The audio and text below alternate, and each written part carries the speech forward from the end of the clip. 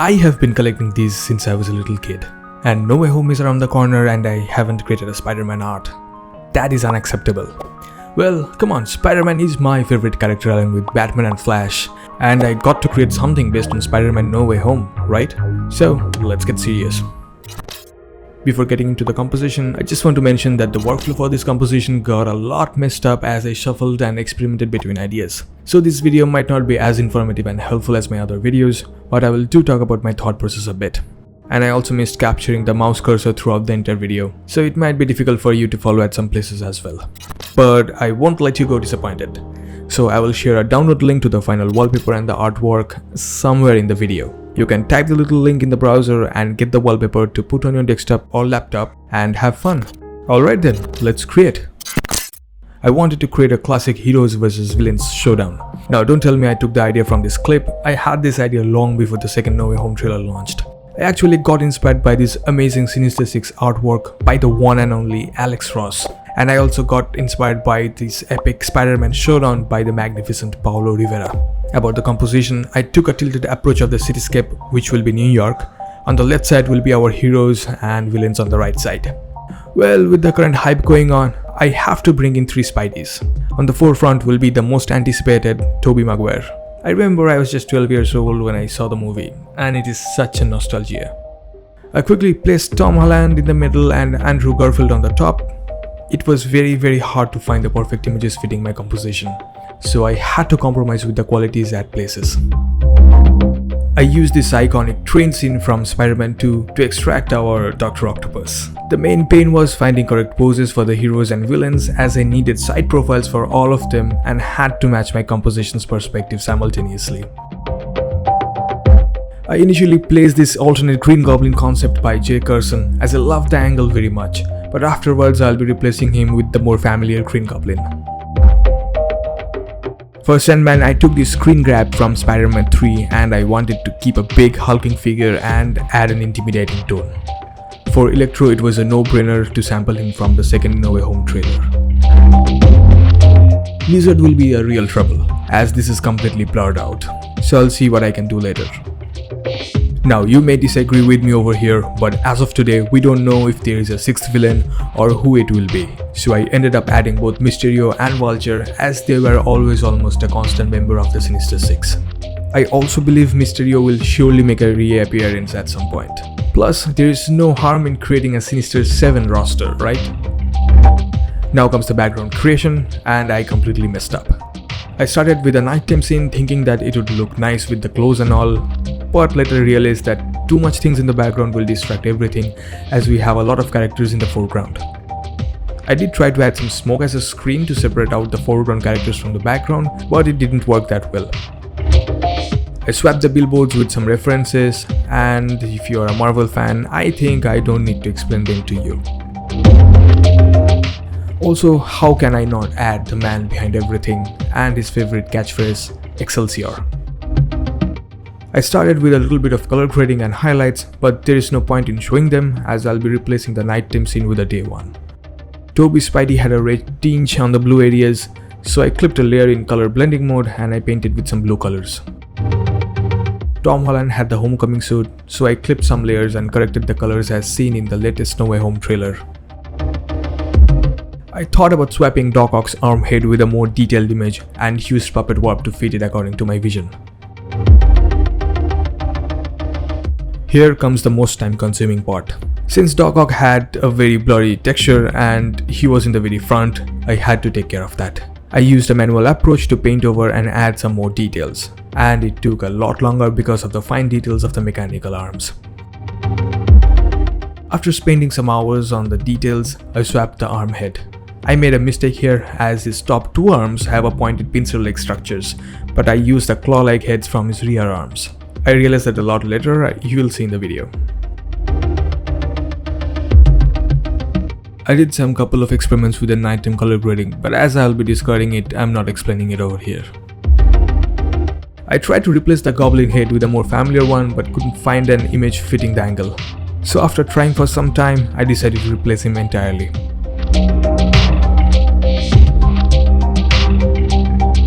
Another difficult piece was creating the lizard. The sample from the trailer screenshot was completely blurred out, so I had to create him from 4 separate pictures.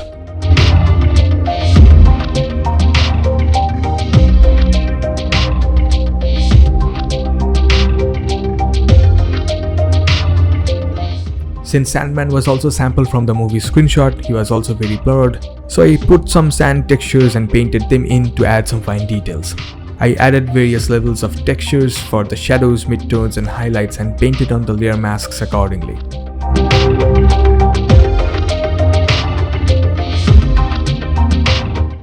At this point, I felt it was going nowhere, and I took a day's break to clear up my mind. After a bit of experimentation, I felt that a neutral grey backdrop will be actually good in highlighting all the various characters in the foreground. So I started deleting all nighttime color grading I added. Luckily, these left side buildings were brightly lit up, so I retained them. I quickly selected the blocks using a polygonal lasso tool and masked them out. I started placing new daytime images of New York, but I had to pay attention that the perspective stays more or less in line. Added some more buildings in the distance and also added some atmospheric haze.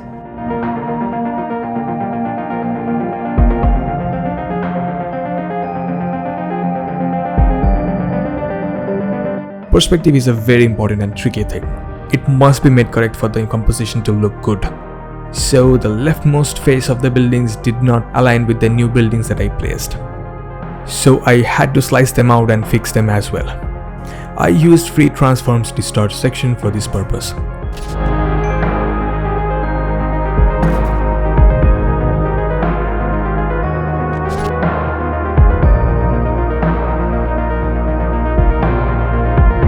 Added a clamped arm head on the rooftop and started aligning things here and there a bit. Here I corrected the missing web lines for our 3 Spider-Men. I also dropped this flipped image of New York in the sky to create that feeling of the multiverse crossing over. I didn't add Doctor Strange here as I wanted to strictly keep it within the Spider-Man gallery, but I felt adding the inverted city would give a nod to Doctor Strange. For the background color grading, I went with a washed, muted tone but shifted it to a blue-green-grey hue. Added some atmospheric haze on Sandman and it would help separate elements at the midground. Added the same amount of haze on the Vulture, Electro and the Lizard as they are at a distance. If you want to learn how to add atmospheric perspective and depth in a scene using haze, I have a very in-depth video on the topic. I will put the link in the description section and I think you will find it helpful. Here I added a little bit of overall color grading using color lookup and curves. I also painted a lot on new layers set to soft light blending mode. For the top portion I used a light blue-grey color to create a bright spot and also add light bloom on the surrounding objects. Then I started painting some highlights on the characters. I used my usual techniques that you see in my other videos, like using a curves or solid color fills in linear dodge blending mode. I also added curves for the shadows and painted on the layer mask approximately matching the new light direction. I added some more shadows on the buildings facing opposite to the light and again did some perspective correction. The ledge here doesn't match the perspective, so I patched with some extra images and tried to fix the angle. The colors looked too muted, and in order to add a little dash of variation, I took a blank layer in the soft light blending mode and dabbed some yellow-orange color at the bottom. This should add a much needed warm tone and complement the cool tones. Added some extra smoke here and there as well. I also painted some subtle highlights from the warm glow using a solid color fill in linear dodge blending mode. Well, I missed capturing the mouse cursor while recording, so you can't see it, and I know it might be a little difficult for you to follow. I added some extra highlights on the Lizard and the Goblin. The Goblin was also very blurry, so I manually painted in some details. I patched in some exhausts from some other images. The glider is hovering, so the exhaust should be added accordingly. I also painted some more highlights on the bottom part of the glider to make the machine parts stand out.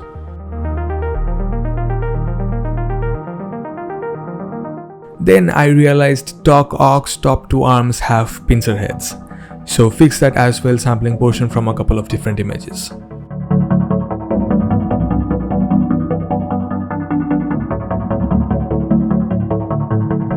I almost forgot to add the lights on the glider and the red light on the tentacle head.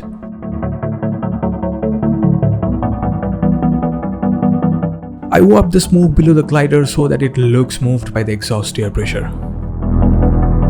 Doc Ock looked kinda out of place, so I added some more highlights and shadows and tried to blend him in.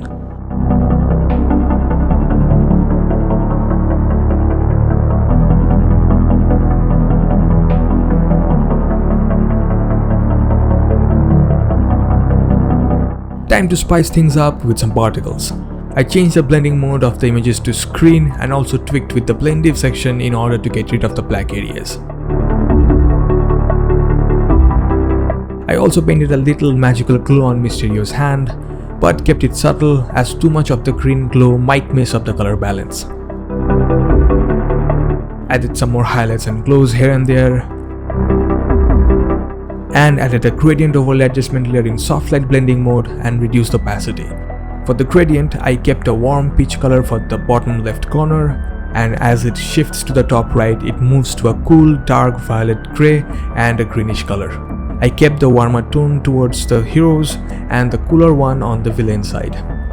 Added some extra particles, and I also swapped the MACD logo with Spider-Ham, which is by the way covered in smoke.